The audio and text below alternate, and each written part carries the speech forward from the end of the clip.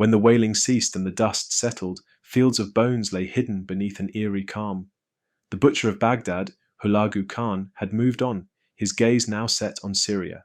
Al-Nasir Yusuf, the Sultan of Aleppo and Damascus, had not gone to Hulagu to submit to the Mongols. Instead, Mongol envoys come to him with a stark demand: dismantle your fortresses and swear fealty to the great Khan in the east or face annihilation. Some voices at court urge capitulation, but the Sultan trusts that his cities can endure a siege. One commander, Baybars, pleads with him to take the field and confront the Mongols. Blinded in one eye by cataract, this hardened Egyptian warrior warns that walls will not save them. The Sultan ignores him. Baybars departs with his followers, leaving Syria to its fate. Within a week, the Mongols have forced their way through Aleppo's walls. From the citadel, the survivors watch their city being slaughtered. The garrison resists for weeks before surrendering. Another fortress yields as well, reportedly under terms of amnesty. Hulagu, enraged, orders their immediate execution along with their families. Al-Nasir flees, and Damascus capitulates without a fight. Mongol officials quickly impose control over Syrian cities, uprooting the last remnants of the Ayyubid dynasty. Only a decade earlier, the Ayyubids had bested Crusader forces in the struggle for the Holy Land, even capturing the French King Louis IX for ransom.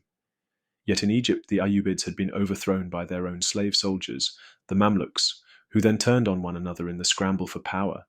A prominent Mamluk who once fled as rivals seized power now returns to make peace with the new Sultan of Egypt, Qutuz. If war is on the horizon, Baybars will not flee a second time. As a boy, he and his tribe from the western steppe fled invading forces and sought refuge on the Crimean Peninsula. A regional warlord attacked them, many were killed, and Baybars was sold into slavery. Taken to Egypt, he was trained and forged into a Mamluk warrior. The same invaders who displaced his people long before were the Mongols. Envoys arrive in Cairo bearing Hulagu's message from the King of Kings of East and West, the Supreme Khan. Tell Qutuz that we are God's soldiers on earth, created in his wrath. Submit to us before the veil is torn. Tears will not touch us.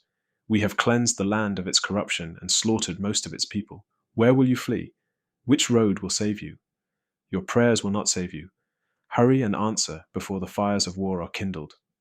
Warn Egypt. Hulagu comes with sheathed and sharp swords. The mighty will be humbled. He will send their children to join the old in death. Qutuz has the 4 Mongol envoys cut in 2 publicly. He displays their heads on Bab Zuwayla, Cairo's southern gate, and leads his army out. Hulagu has withdrawn north with the main force. The recent death of the great Khan Mangu distracts him further.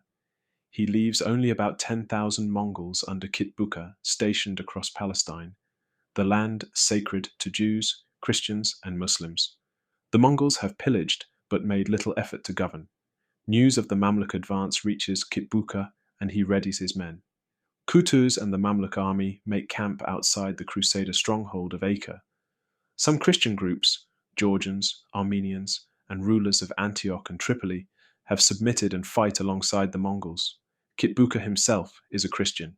The Franks in Acre refuse to join the Mongols. In a muted gesture, the Crusaders send supplies to the Mamluks. Baybars scouts ahead and finds the Mongol force near a spring called Ain Jalut. As dawn breaks over the hills of southeastern Galilee, the Mamluk army faces the Mongols. There are free troops, Bedouins and Syrians, and the Mamluk Corps, men bought as boys, raised as Muslims, and rigorously trained as professional warriors, skilled in horse archery and close combat, often wearing mail and lamellar armor along with armored horses. The Mongol heavy cavalry appears in elaborate armor, some Mongolian, some taken during campaigns. Typical Mongol warriors ride lightly, with little armor, bred for riding, archery, and war from childhood. Their supply of remounts gives them exceptional mobility. The Mongols draw first blood. Heavy cavalry smashes into the Mamluk line, followed by a storm of arrows. Mamluks fall. Qutuz senses his men's fear. He shouts for them to stand fast, to fight for Islam, and to answer with a countercharge. During the fighting, an Ayyubid prince on the Mongol left deserts with his troops. The Mamluks exploit the gap, and the Mongol formation is pulled into intense close combat. Fighters tear at one another with swords, axes, and spears, while horse archers skirmish on the flanks. Gradually, the Mongols begin to break. Some dismount for last stands. Kitbuka is overwhelmed, and his head is taken by Qutuz as a trophy. Baybars pursues fleeing Mongols, killing many in the hills. Mongols hiding in a reed field are found when the Mamluks set it ablaze. News of Ain Jalut's defeat spreads far and wide. Many abandoned cities are retaken and the Mamluks reclaim them. Qutuz rides south toward Egypt. He had seized power less than a year earlier. Previously, allies had slain some of Baybar's companions. An account overseen by Baybars tells of the journey home. Baybars, already having conspired with a few followers, rode beside Qutuz, seized his hand and sword, then struck him down. The result was Qutuz's death. Baybars claims the act was decreed by God.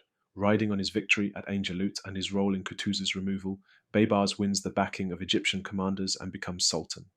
The Khan does not view Ain Jalut as a final defeat, but as a grievance to be avenged.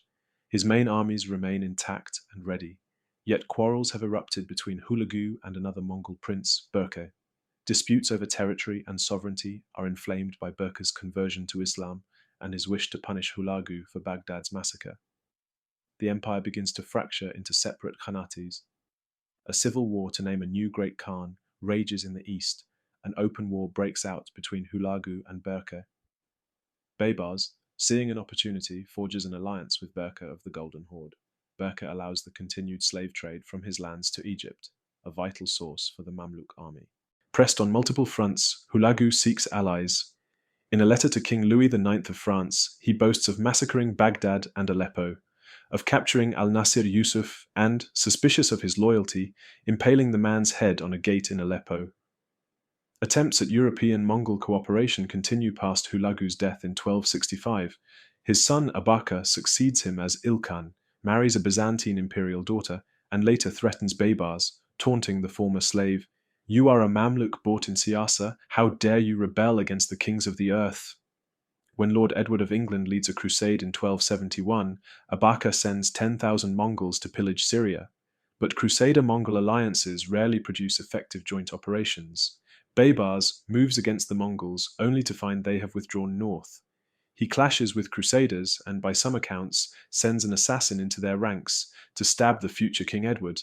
The attacker is slain, but Edward abandons the crusade. Survival in this tangled web of Muslim, Christian, and Mongol interests is often brutal and clandestine.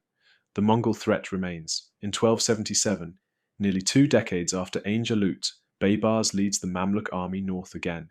The Sultan shows the wear of years. The march is harder than before. Crossing deserts and mountains, the Mamluks camp beneath moonlit hills near Elbistan, Mongol country. The Mongols assemble in a nearby valley and open the battle with a fierce assault. The Mamluk left falters under a storm of arrows. Men fall. Baybars rushes to shore up the flank and orders a counter. The Mongols cannot stop the Mamluk surge. They are mowed down by blades and arrows. The plain becomes carpeted with Mongol dead. After the triumph, which coincides with the Islamic festival of Eid, Baybars forbids drumming in celebration, lamenting, "How can I rejoice? I had thought that if 10,000 of my horsemen met 30,000 Mongols, I would prevail. But I met 7,000 Mongols with my whole army. They sowed panic, and my men faltered. Without Allah's grace, they would have defeated us." Baybars dies later that year. His defense stopped the Mongol advance. He was the cunning builder of the formidable Mamluk force that followed. 4 years after Baybar's death, a vast Mongol army invades Syria and is defeated by the Mamluks. Despite a major Mongol victory in 1299, the Mamluks continue to block further Mongol conquest in the region. The Mongols fought many formidable foes across the edges of their empire: European knights, Japanese samurai, and the Mamluks, but even relentless campaigns did not finally break them. Their greatest undoing proved to be internal. Within the empire, greed, brutality, and rival claims to power turned Mongol against Mongol. The dream of endless conquest once imagined by Genghis Khan began to fade. During his civil war with Hulagu, Berke Khan wandered among heaps of fallen Mongols and mourned, "Mongols are killed by Mongol swords. If we had been united, we would have conquered the world."